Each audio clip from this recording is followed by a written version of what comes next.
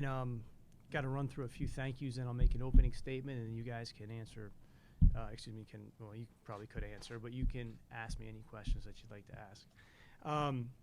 So first, just want to make sure that we thank our fans, not just in Oklahoma City or Oklahoma, but also across the country and for sure all over the world. We're incredibly, incredibly grateful for their support. We're concluding our 10th season and entering our 11th, and that journey is impossible without the support that we have from so many different people. Also want to take the opportunity to thank the many, many people that work for the Thunder. There is a tremendous amount of effort and intention that goes into everything that we're able to do to put a basketball team on the floor. And that goes for the business side as well as basketball operations as well. And then I also want to thank everybody in the media. You guys have covered us for a decade now, and we're really appreciative of the efforts that you guys make to create a positive working environment, and then also to build authentic relationships with the people around our team and our players. And that's been a constant, and we hope that it can continue in the future. With respect to the season, as I said earlier, I'm going to make a couple opening statements on some key points. I'm sure you guys will be able to kind of hit on anything that I'm leaving out. I'll do my best to answer any questions that you have, and then we'll move on from there. So I thought I'd start with just the season in general. I feel like kind of look at the season in three different segments. First being, when a team comes together the way that ours did. The first 20 games, if you look historically, we kind of expected that to be a little choppy. We expected our team to shoot the ball a little bit better. Obviously, defensively, we were really consistent and pretty good through the first 20. And then from there, historically, that starts to kind of trend forward. You start to work out some kinks. And once we got into January, I really felt like we were playing at an elite level on both sides of the ball and playing with rhythm. And I thought we were at a really, really high level and balanced. Clearly, the reality of the situation is, once we took the injury to Robertson, it was really disrupting to us. It disrupted the progress we made. With all that being said, the real key to the season in the regular season, in my opinion, was just the amount of time it took us to respond and adjust to the loss of him. And therein lies the fact that, we have to own that. We didn't do a good enough job with that.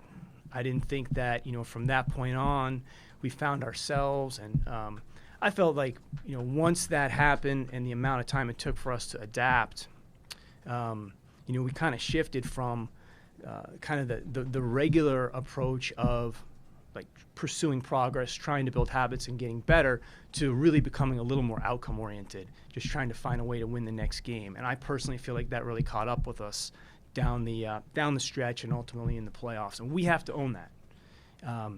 I'm happy to say that, we're sitting here in year 10 in Oklahoma City with 48 wins, a team that was one of 3 or 4 teams to be in the top 10 in offense and defense, the 7th best net rating in the league, the 9th best record, and we're disappointed. And we should be. We expected more out of the team. I think universally, and I'm speaking more internally, there's, I've sat up here for 10 years.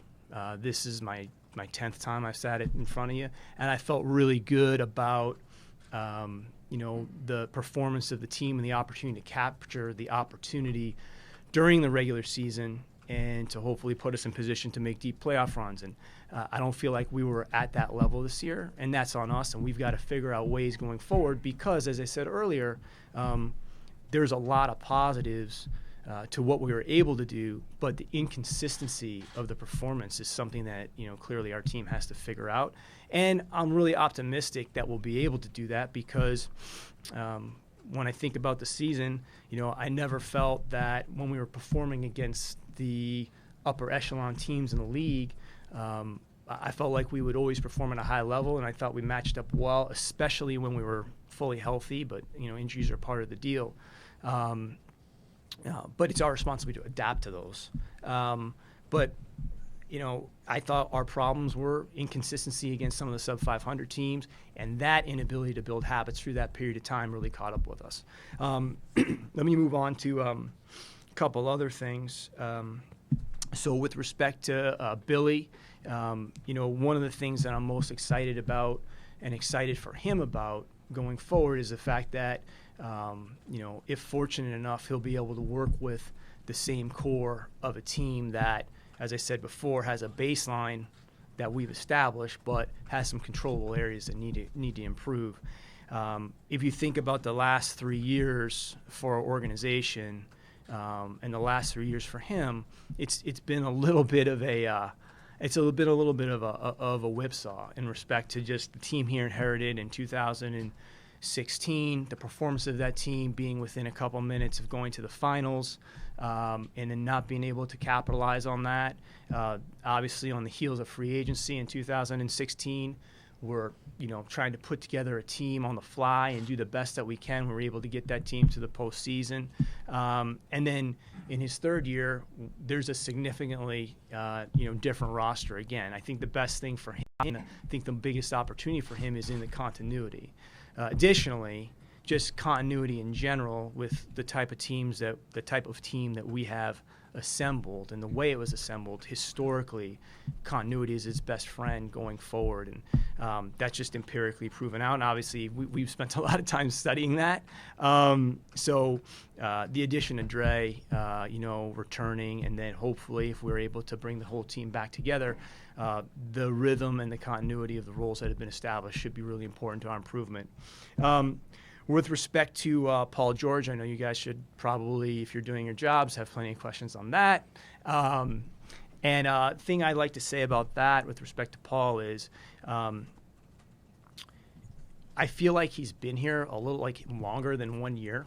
And I think, and I said this to him before he left, the reason why is because I just feel like he's such a tremendous fit for our organization, our community, the way he has embraced the opportunity in Oklahoma City, built strong relationships both with his teammates, with ownership, with staff. I just think he's really, really been exceptional in that respect. On the floor, I thought that during that 2 or 3 month stretch where he was shooting the ball like that, I thought he was the best player in the league. And he's an even better defender than we realized. And as I said before, with Dre and Paul on the floor on the wings, I think we're holding teams to some ridiculous, I want to say it's 95 points per 100 possessions or something along those lines. And it was just devastating, and that was really what we were excited about, when we got PG. With respect to, his future, this is what I can tell you. From the day that he arrived, we really made a specific and intentional effort to build a relationship with Paul and his representation built on 3 things: collaboration, transparency, and trust. And those tenets were followed throughout the year and continued to be. I feel really strongly about the relationship. I feel great about the communication and the honesty because of the way we started the relationship. And the fact that PG is extension eligible based on the way his contract is set up, and obviously it doesn't make a lot of sense economically for him to look at that. But we obviously can't have any conversations with respect to a new contract until July, and obviously haven't done that. But it opens up opportunity to have conversation about the team, about the future, non-economic, about the opportunity to build something, the opportunity to hear his thoughts on working to continue to enhance the relationship on and off the floor with Westbrook, which I think has been a really joy to watch those two guys work together and learn each other, especially off the floor. To be honest with you, they've really become close. And the opportunity to look into that and then also have that dialogue has really encouraged us. It's made us feel good about where he is in his mind, about the Thunder, where he is with his approach to things. And again, we're looking forward to the opportunity in July to have a more official conversation, and one that can be more specific with respect to a deal, but that window was beneficial for us. I would say that, and I really want to commend the all parties for the transparency of those conversations and the relationships that have been built. Let me talk a little bit about Carmelo. I know that I'll have plenty of questions about him. I just want to be clear about one thing with respect to Carmelo. I don't want his comments at the end of the season to in any way be reshaped by anybody to insinuate that he wasn't a total pro during the season. I don't want that to be insinuated that he didn't put 2 feet in to fulfilling the role that was necessary for him to take on this team. And, I think it's important to note that, before he chose to come here, because he had the no trade clause, he had to make a conscious decision about coming here. And I was just talking to the 3-man about the potential of him coming here because PG and Russell were in communication with him. But I think he knew that it was going to be a big transition. And I give him an enormous amount of credit for the fact that he put both feet in. I personally think he did an excellent job in his first year transitioning his game, working to becoming more of a off-the-ball player, being more reliant on other people to generate his offense, and sacrificing a lot. Now, at the same time, I think every player is entitled to take a step back after the season, reflect on the year they had, and in his case, have to make a determination about whether or not this is a role that he wants to continue to be, functioning in. I actually think he's being quite honest with us in that respect, and I respect it very much. I think it's incumbent on us as an organization to show the same respect and be honest and transparent and straight with him about what that might look like going forward. And all that stuff, when you're a team like us that's handled a lot of different, I would say different situations we've packed a lot into 10 years. I think you learn to carry these things a little bit. And for us, that's going to be a form of dialogue. We'll sit down face to face and try to get an understanding of what's important to him, what's important to us. And we just got to make sure that we're on the same page going forward. And that'll happen. We have a long time before that takes place. But I really think it's important, and it's important. I certainly don't want it to shape the conversation in any way to make it seem as if he wasn't a total pro or wasn't really trying to embrace this role during the season. As I said before, at the end of the day, he was a starter. When healthy, that starting lineup was the best starting lineup in the entire league. When healthy, actually, not even when healthy, even with the injuries, we finished with the 7th best offense and the 9th best defense in the league. And he's a part of that. By the same token, the team as a whole struggled in the playoffs, and we all have to own that. That's a universal ownership. I don't think that, we can take the 6 games in the postseason and apply that to the 82, because we were exceptional on a lot of nights, normally against the best teams in the league. And we really struggled with consistency in a lot of the other nights. But that's a team issue. I guess the last thing I'd add, just with respect to next season and the way we feel about that, the opportunity to potentially have Westbrook, Paul George, and Steven Adams, all 3 of those players in their prime years with playoff experience, and the fit of those guys, both as competitors but also as players, is extremely, extremely exciting for us. That's what I think every team in the league is working towards, is to find players, two-way players that have size for their positions, and that have accumulated postseason experience and that are in their prime. So that's number one. That for us is an extraordinarily unique opportunity, especially coming off of where we've been. I also think that we look at the team and we see the addition of Andre. We're not imagining or creating in our mind what the team might look like with Dre. We know what that looks like. We know the impact that he's had. We have a decent amount of data that tells us that, both from our eyes and also, objectively, and we're excited about that. I also think there's a lot of room and growth for Abrinas. There's a lot of room and growth for Patterson. I think he's a guy that we can certainly get more from, and that's something we have to look to going forward. And then Ferguson, I think, showed us some glimpses, and we think he's a really nice young player and the type of player that over time we've had success developing. Jeremy Grant, you guys will be, asking me about him, but we take a lot of pride in his development. The fact that when we got him from Philadelphia, he wasn't playing, and Jeremy's such a great kid. The way he put the work in, and he's progressed a little bit at a time, and now he's become a pretty effective backup 5 for us with some unique skills. So really excited if we're able to bring him back to the team. But the continuity of the team is probably going to be our best friend, given the fact that historically these teams, generally in year one are, if you're fortunate, they're pretty good. I mean, last year we were about a 0 net rating. With this particular team, even without Dre for a large portion of the season, we made a jump to 3+. The only other playoff teams that took jumps like that from last year to this year are Toronto and Houston. We feel really good about the position we're in to capitalize on what we establish. But again, I just want to make it very clear, based on the history of the Thunder and the way that we have conducted ourselves and performed over time. Some teams are better than others. Some teams perform and exceed. Some teams meet.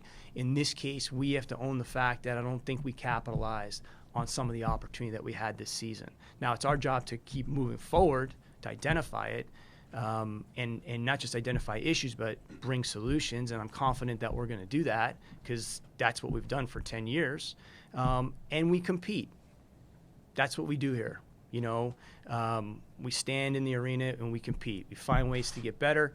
We have to own the fact that for our standards, 48 wins, a home court advantage, and 7th best night rating for this particular team, we felt like that wasn't where we wanted to be.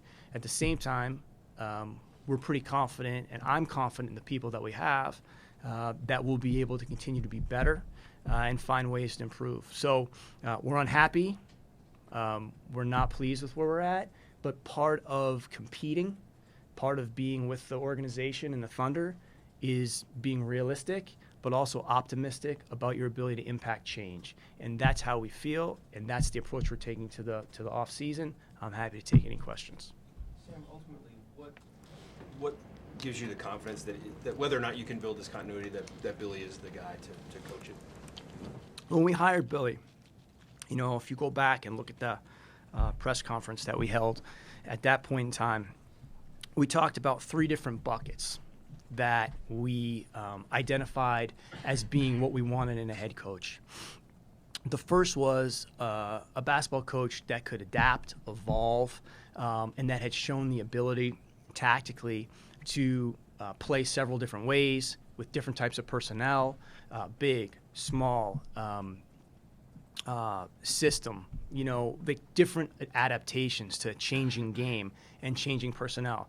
I wish I could say I was as prophetic to know that we would be having the amount of changes that we have had or had to have had. And, that's in some ways it's great, in some ways it's unfortunate because continuity has always been a very big part of any team's success in the NBA, and we've struggled to grasp that over the last 3 years. Some within our control and some out of our control. But Billy's ability to do that was a big factor. The second bucket was organizational alignment, the ability for somebody to get behind the values of the organization, to understand the vision of the Thunder and the work and what it means to Oklahoma, and really connect with that. And then the last thing was the qualities of a high potential individual. So curiosity, adaptability, humility, work capacity. Those are the things that, and resilience. Those are the things that we really felt like were important. Now, for those of you that cover the team on a daily basis and are around Billy every day, I feel confident that, with respect to his qualities as a human being and as a worker, I think you see that every single day. I think that his adaptability as a coach has been recognized by the fact that, in his first year from college to the NBA, he had us within 2 minutes of going to the finals. And unfortunately, that didn't work out. And then, as I said earlier, he's had several different teams. So it's those three things, in concert together, as well as the fact that he has an intense passion for the team and for the organization. And I think he comes in, guns blazing every day, looking for ways to get better, looking for ways to continue to build relationships with his players. And I think he's done an excellent job with that as well, based on just the fact that, this season, with some of the adversities we face, both relative to expectations, relative to some injury, the newness of the team, the chemistry of the team was the strength of the team. And I think he has a big hand in that as well. Sam, you might have addressed this. I'm sorry I was late, first of all. You might have addressed this first thing off the rip, but it sounds like Billy's coming back. I just want to confirm with you just to be sure. Billy is coming back next season, right? Yeah, I mean, just based on the way I'm talking about him, yes. Right. Okay. But yes. Those are a lot of words. But that's all right. I didn't hear you yes or no. That's right. No, look, context is important, but yes. Sam, if Paul leaves, Mm-hmm. do you have a plan B, and where do you go from there? Sure. Well, what I would say to you is that, one, let's live in the present. I understand that a lot of people, and this is more of a human nature thing, in my opinion, Barry. A lot of people will say, okay, well, we've heard this before, or, this has happened in the past. And I think it's just natural for people to take instances and apply those to other people. Okay, the difference here is that people are different. Human beings are different. What's right for one person may not be right for the other. The fact that Russell signed for 5 years, is a significant thing for us. He's the last person to make a significant decision for this organization. I think naturally, and I think some of you guys sitting in the seats probably had your mind going to somebody else. The reality is that each one of these decisions is singular and different, and every single person's different. So we have to wait to see what Paul does. I can sit here and tell you that to this point, the conversation we've had throughout the year, February, March, April, has been transparent, truthful, honest, and I believe in people, and I believe in letting the process play out before we make any rash decisions. I also think that us well enough, and we'll be prepared for everything. At the end of the day, we'll be prepared for all the different directions that could potentially go. The opportunity to trade for PG has elevated us. We were sitting here last year at the end of the year, and I think there was a lot of questions about, okay, that was fun, but Westbrook's in his prime, and how are we going to maximize that? And I agreed with you. Now, I didn't know exactly at that point what the solution to that would be, but we understood that. We were a 0 net rating team, and keeping that team together, although I really liked it, just wasn't aligned with where Russell was in his career, quite frankly. And small footnote, he was going to be a free agent. So, we also had to take that into account. The team that we have now, albeit disappointing with respect to expectations coming into the season, is much further along to where we ultimately want to be within Russell's best years and Paul's best years, quite frankly, because they're so aligned from an age standpoint, and with Steven now accumulating the amount of experience that he's accumulated. I think Paul used the terms year one. Yes, in year one, for us to jump to where we are now, understanding that, yes, I wish we were still playing. Part of me feels like we really had the capacity to still be playing, but we're not. But we also have to understand that we're in a very good position if PG does return to continue to build on the foundation of Paul George, Steven Adams, Russell Westbrook, and then also the surrounding cast we like as well. Our issues are in the controllable areas, and those are fundamental things that I think that we have to address. But I don't think if that team comes back together, I don't think with the addition of Dre, I don't think we're addressing whether or not we can match up with the best teams in the league. We demonstrated that. We have to be able to establish a standard of play day in and day out, regardless of where we're playing or who we're playing or when we're playing, and be able to rely on that. If we do that, I believe that we have a chance to be a special team. But that's on us to do. Sam, is it your belief that if Melo is here, he has to be in the same role he was this past year? Because he kind of indicated that he couldn't do what you guys were asking him to do. Well, this is what I would say. I'm going to reiterate one thing because it's important to me. His comments at the end of the year are not reflective of his approach during the year, because this is the NBA of 2018, and you guys would probably know that was not the case. You guys know pretty much everything. So he put both feet into that. He has to decide whether or not he wants to do another year of trying to make this transition as a stretch player. That's the first thing. And I think he's being very candid and very honest. I respect that. I respect the fact that he's being open about that. Now, we have the same responsibility. We have to be candid and honest with him. But one of the things I really like about Carmelo is, he's a mature person. You can talk to him. He listens. He's been professional with us within the building. I'm sure there were nights he was frustrated because it's a big transition that he's trying to make or was trying to make this season. And we have to figure out, again, we don't know exactly how our team's going to look. What I can promise you is that, one, the method of this takes time, because these are dialogues and conversations, and you got to be straight with people. You got to be honest with people. You got to tell them where you stand, because if he is back with the team, if he feels like this is something he wants to continue to do, we all just got to be on the same page. And that's just, I don't want to lead in any different direction. That's Carmelo was great for us this year in the role he was playing. He made more threes than he's ever made in his career. Changed his shot distribution. Lowest turnover year. And as I said before, that lineup was the best starting lineup in the league.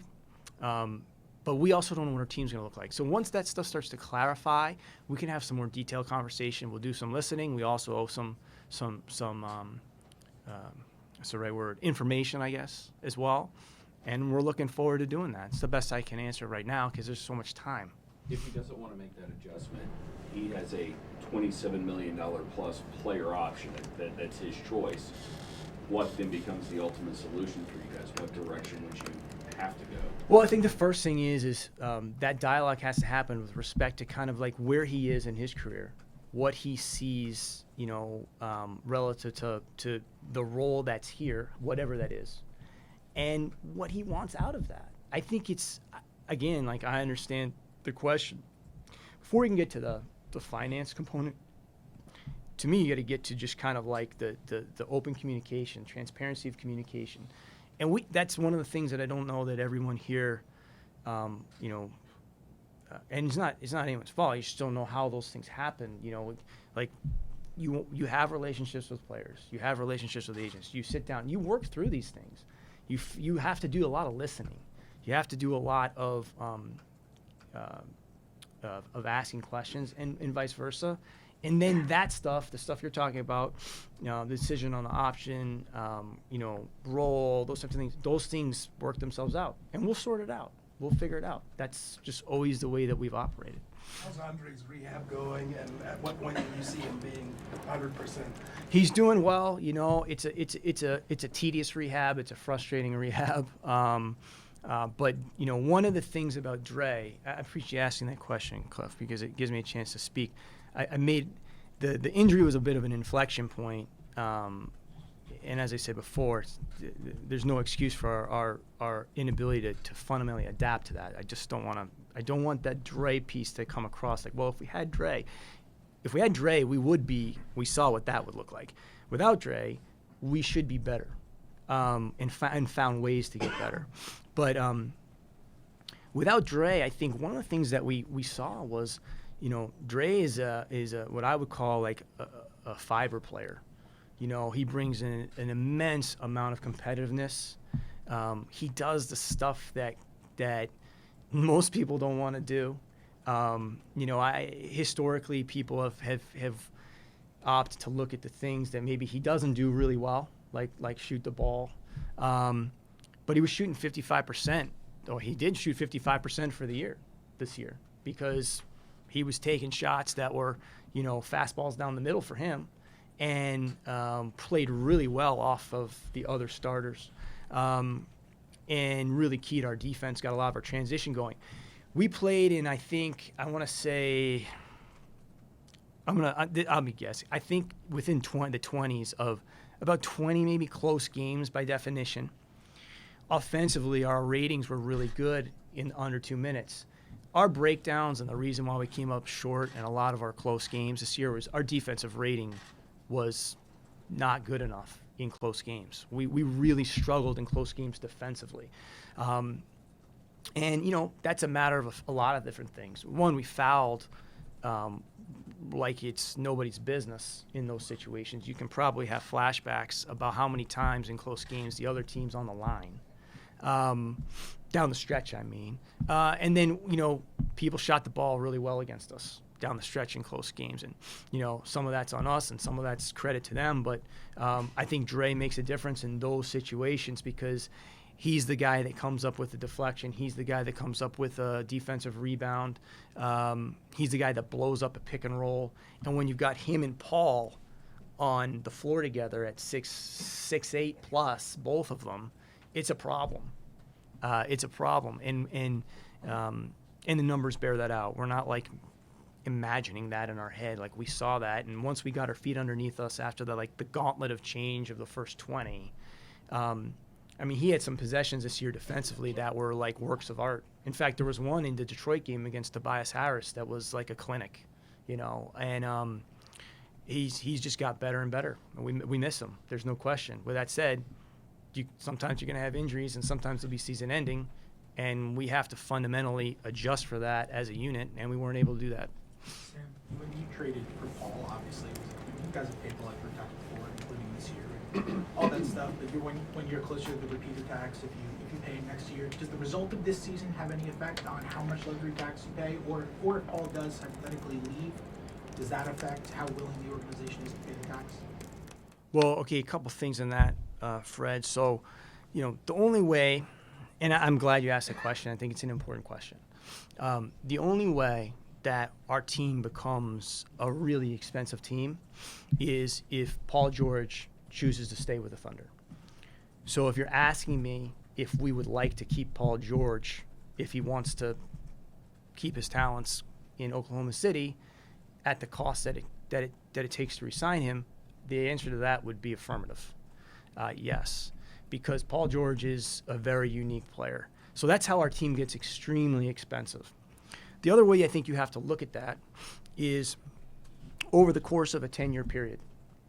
Over the course of 10 years, our team has had about the 12th or 13th highest payroll in the league. So we're in the top half. Teams around us in terms of total dollars over that 10-year period of time, San Antonio, Orlando, the Clippers, are kind of in that bookending us. We're about $6 million less than San Antonio in total payment over 10 years. With respect to efficiency of that spending or wins per percentage of the cap that's spent, we're in the top three.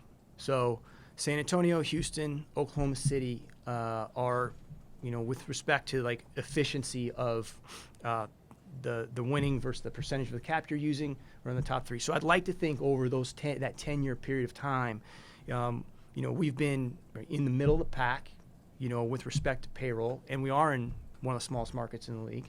But I think we've also been economical in that spending. Now, you also have cycles of your team. Russell Westbrook is in the prime of his career, and the opportunity to extend what has been a 10-year, run to further that is and potentially could come at a great cost. But that cost is not a cost that's going to be going in perpetuity. It could be a one-year significant spend in order to retain a player like George in the best years of Westbrook's career. And it's also not historically something that we've been doing. So you kind of come to these points in time, and the alternative would be to,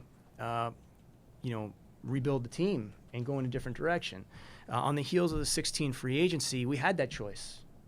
We chose to keep competing. We chose to keep going, to see if we could find a way to stay at an elite level. I understand. We're disappointed. The year did not go to the level that we want. But the foundation that we have and the ability to keep a player like Paul George, given the fact that we're 11 or 12 over the course of 10 years, it could take that for a year in order to continue the 10-year run. And it hasn't been something we've been doing for a long time. So the answer is that's how we get expensive. And the other part of your question was, does the performance of this particular year's team?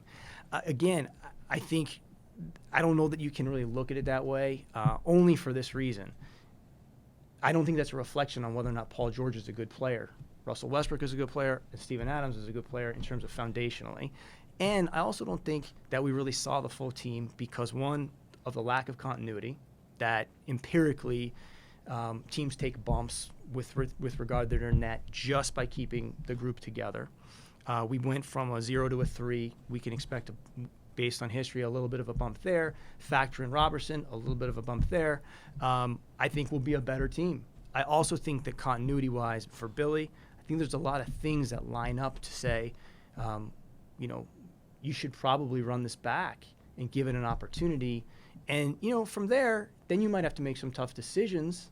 But I don't think it's a tough decision if Paul George wants to stay with the Thunder, given the fact of how he fits with our core. Considering you have Russell locked up for the next few years, I mean, he's had multiple roles as a leader, going back to Kevin Durant being here, the MVP season last year, now this year.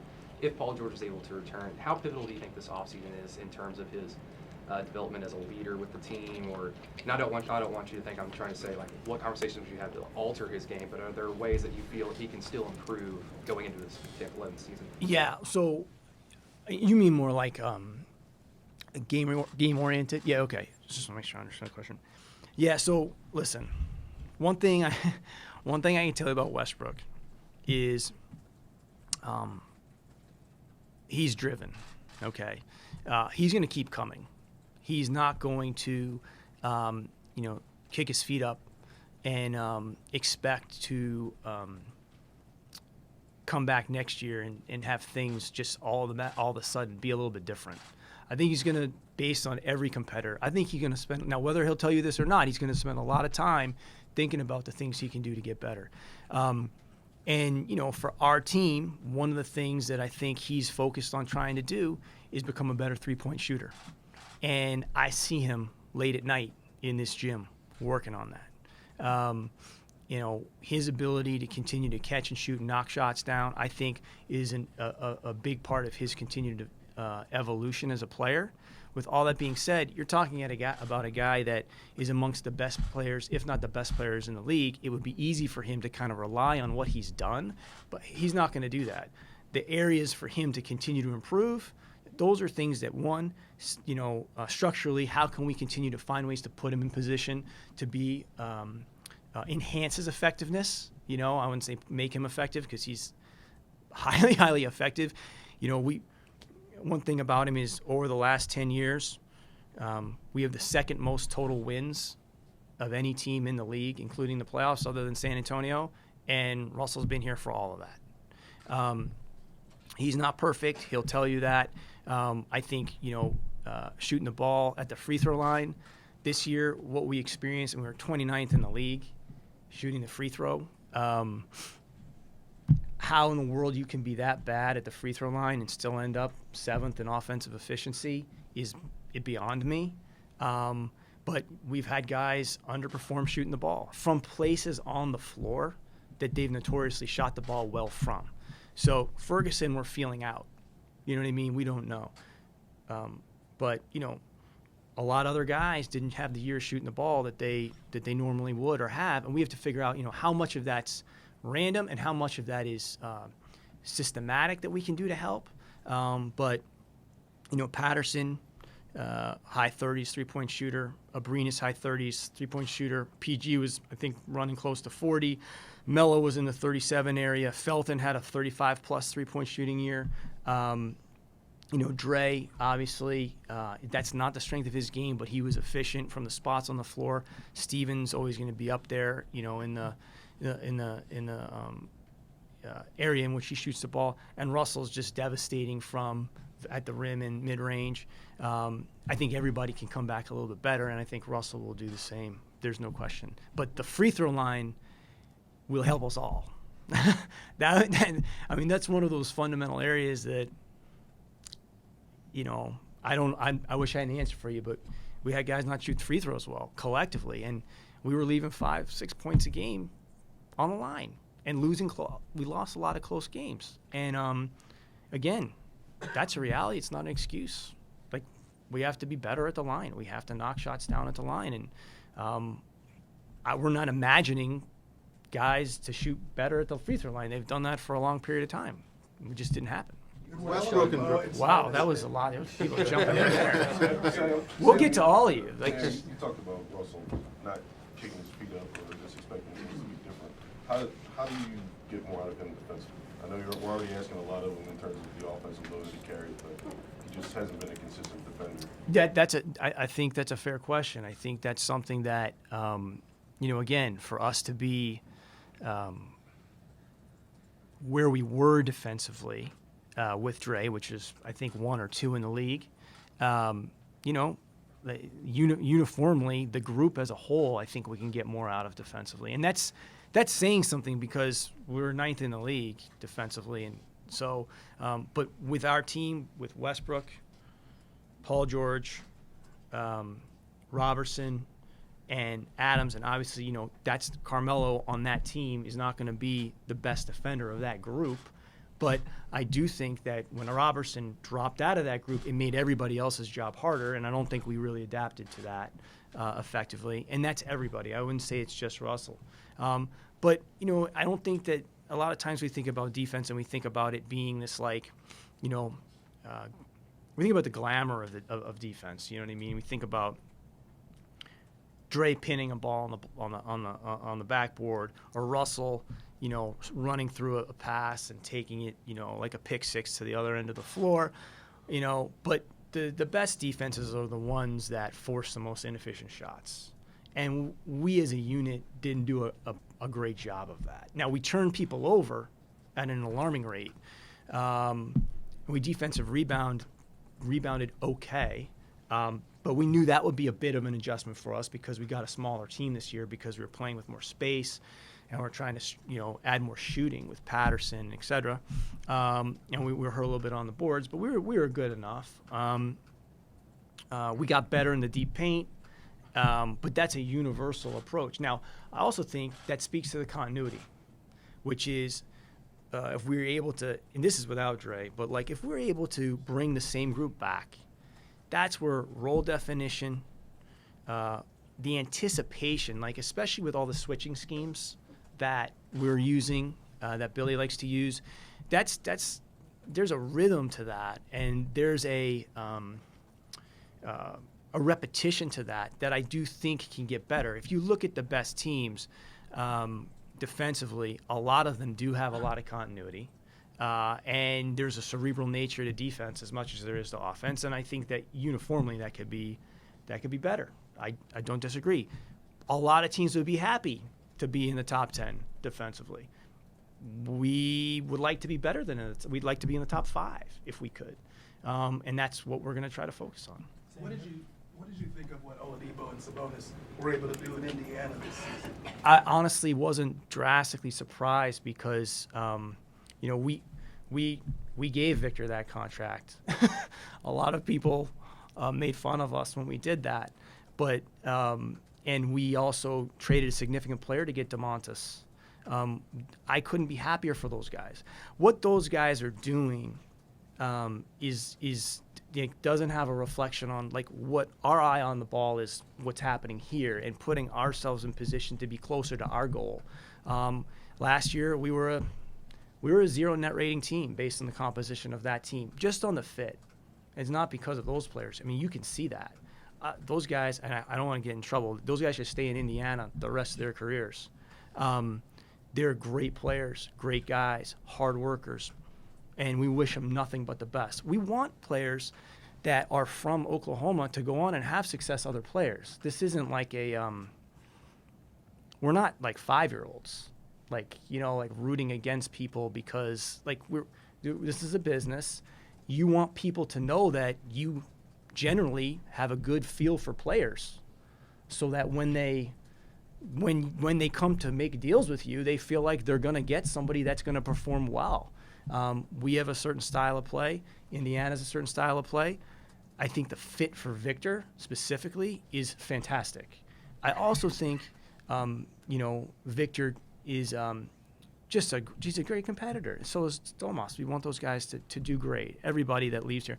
Listen, I'm proud of the fact that a player like Taj was here. I mean, he wasn't here for very long, but, Gibson is back with Tibbs. He should stay there in Minnesota for a long time. But another great, I'm proud that Gibson was here. He's a competitor. But we want those guys to do well, and they should do well in those places because those places fit them exceptionally well. We're also really happy with the position we're in relative to kind of, the situation we were faced with last year coming into Russell's free agency. The age of the team relative to his age, and quite frankly, just the upside of what a player like Paul George can mean to our franchise and our community. When Westbrook and Durant were going through their career, they both have been in the program or the franchise a long time. Paul's been here a year. How do you handle things in terms of selling points or whatever when you talk to him compared to those two guys and just when this conversation started? Well, Myron, you're hitting on something that I think is pretty important, which is that's the reason we traded for Paul George, because we weren't going to have access to a player like that in any other way, especially not at that age or with the type of fit next to our core players, meaning Westbrook and Adams. You can't get access to those players. Now, there's a significant amount of risk that comes with that, but with where we are in the juncture of our timeline as an organization and where we were with Russell at that point in time, you're going to have to get comfortable with that. I mean, we talked about that at the time. We also think that although it was a disappointing year, in our first year together, there were some really positive things that took place. Wasn't enough. We feel like maybe should be a little bit better, but the foundation in year one, is certainly in an optimistic framework. But we traded for him because we get to be around him. We get to build a relationship with him. We get to build a relationship with his representation. We get to answer questions, and you get to have dialogue. And as I said before, we're able to talk about those things openly. If you're fortunate enough to get an hour-long free agent meeting, it's not going to be here. It's not going to be in front of our fans. It's not going to be, in the environment. I personally think this is a wonderful environment to play basketball as a professional athlete. A big part of it is the universal and unwavering support that our fans provide the team. I think it's a great quality of life. I think that, we're resourced exceptionally well by ownership to provide the players an environment to amplify their talents. And I'd like to show that to anybody. But I think what we've learned over time is you just have to be yourself. That is probably the most important thing. And the best way to be yourself is, I also think, when you go through some adversity, you learn a lot about people. And when things weren't going the way that we wanted them to go this season, especially the first 20 games, because that was a rough melding or molding, which we kind of expected, but it was tough because we weren't making even shots that were open. Everyone just kept plugging. Everyone just kept coming, kept competing, kept working together. The intention was good. the brotherhood was being built. The coaching staff and the players were working together, trying to sort it out, and PG was a huge part of that. He was a huge part of that because he was interacting, and I think that by the end of the season, the dialogue between him and Billy and Russell and Carmelo, Steven was growing, and that doesn't happen unless he's here, and I think you just have to go through things. And sometimes it's not just the wins in Golden State or the wins in Toronto or the wins in Houston. Sometimes it's the tough stuff too, like a tough flight back from Salt Lake City in a series that you feel like, we could have performed a little bit better. Now, how do you respond to that? How do you dictate what happens next? Like that has to happen collectively, but I think PG is a big part of that. Sam, you had an opportunity to choose between Jeremy being restricted last summer versus unrestricted this year. How do you feel about that decision now in hindsight, and where do you stand with him coming up on this summer? Well, I mean, with respect to that, I mean, I don't know how much I can say on it other than you have to have two people have to cooperate with respect to an extension, right? And you didn't mention the fact that he's potentially extension eligible. With respect to restricted free agency, you just don't know what the market could potentially be. We didn't know what was coming at us. We knew that we were going to have an expensive team. Sometimes people forget that Carmelo's deal is was basically the equivalent of McDermott and Cantor. But what we saw there was a chance for Carmelo to start and play as a stretch player next to these other players. And Doug and Ennis, based on their time here, were more situational players for us. And we had a hard time sometimes. It's when you have Steven Adams, the backup five can sometimes, suffer. Now, Jeremy, fortunately, can play a couple different positions, so that's helped him a great deal. But we knew that we were going to check in pretty high anyway. Adding more to that, at that point in time could have been preventative to other things. And we still have the opportunity to use bird rights at the appropriate time to have conversations with Jeremy. He also is, one of those players that is extension eligible. And at the end of the day, we'll have those conversations, and we're excited about his development. We hope he's excited about his development and the track he's on. But, it's a marketplace, and you have to see where that goes.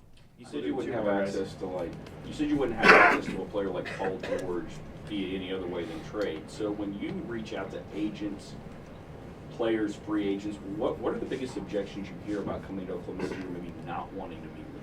That's not really the context of the comment. Essentially, it's respect to team building. So you only have so much space available. When you have a player like Westbrook or Adams, that's going to take up a significant amount of that space. Those players are generally drafted, and they're generally drafted toward the top, but there's also the occasion in which a player can get picked out of a needle in a haystack and get picked, somewhere else within the draft. But generally, higher draft picks have the higher projection to become those types of players. We weren't in the position to be in that race. We had a team that wasn't declining itself and opening up salary cap space because we won 47 games last year on the heels of free agency. Now, we could have pulled the cord at that point and gone a different direction. Some teams would have done that. And that would have opened up plenty of space. But with that, you need to have elite players to attract other elite players in today's NBA. So for us, it became more of a trade conversation in order to get a player like that. And in order to do that, you have to give up good players to do that. So it's more systemic in terms of how can you add those types of pieces to your team based on where the timeline of your team is. We're still working off the canvas of 2008. Like, we arrived here and we haven't turned the page because we haven't rebuilt the team since 2008. And I'm happy about that. At the same time, we're trying to make it work, as long as we can. But ultimately, us, like every other team, is going to have to find ourselves in a position where we'll have to rebuild. The ability to get Paul George prior to Russell's contract opportunity, I think was the best way for us to have a chance to continue to stay on that track and not take a different turn, because I think the fans in Oklahoma City have been so great, so supportive. We want to try to keep an elite team on the floor as long as we can. And as Fred asked earlier, that could come with a big expense. But fortunately for us, that expense hasn't been longitudinal, and it's certainly not permanent. But that's where we're at after 10 years, hopefully going on 11. Does Carmelo's status at all have anything tied to what Paul does, stay or go? I don't know the answer to that. I think all the guys have great relationships. As I said earlier, I don't think you make it through a year that was as up and down as ours this season without really good chemistry, without the coaching staff keeping the group focused. And I don't want to speak to the relationships of the guys because they all have their personal relationships and their playing relationships. You don't have to. Not everybody has to hold hands and go to dinner every night to have great chemistry. And there's guys that could have a hard time with each other on the floor that are best friends off the floor. So, I don't know the status of that, other than my experience is generally that players want other players to do what, is best for them. In Carmelo's case, as I said earlier, he's simply being honest about whether or not he feels like he can commit another year to playing this role. I appreciate the candor. I respect it. And those are the conversations we have to have, and there'll be a method to that, and we'll sort it out. He's a pro. He's been nothing but a pro since he's been here.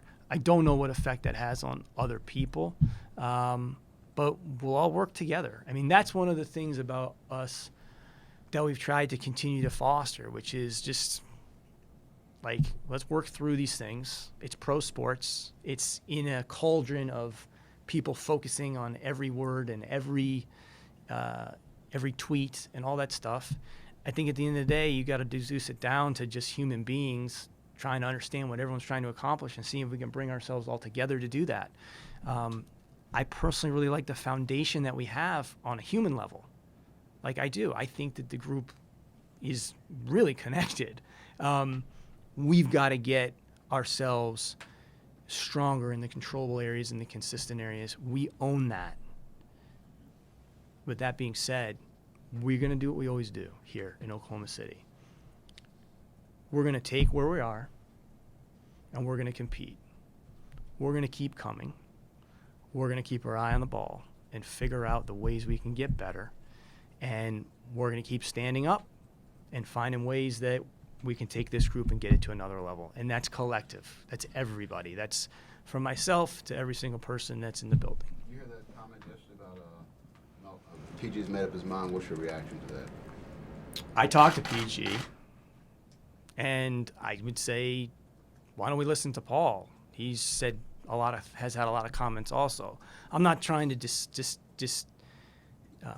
dissuade anybody or say that what someone says someone told them is inaccurate.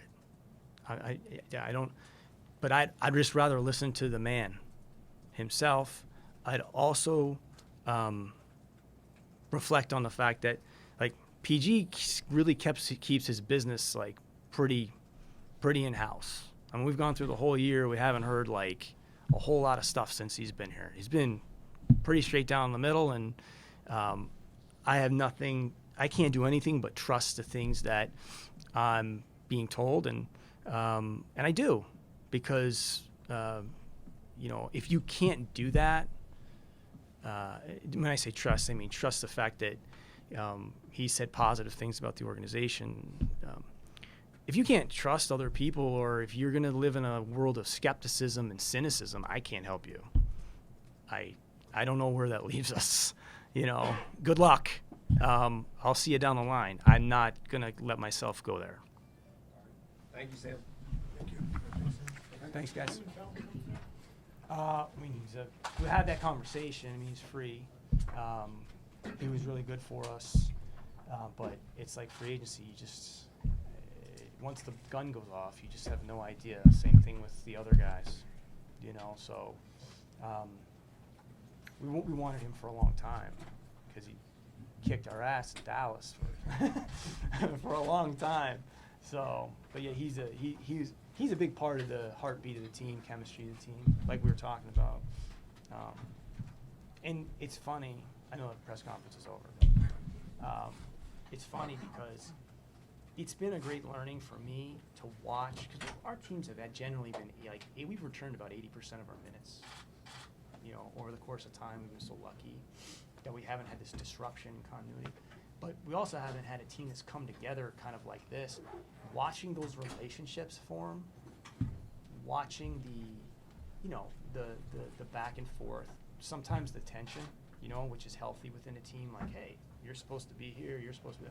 The way they work through those things, the way they handle defeat, and also the way they handle victory, which has been a bit of an issue for us.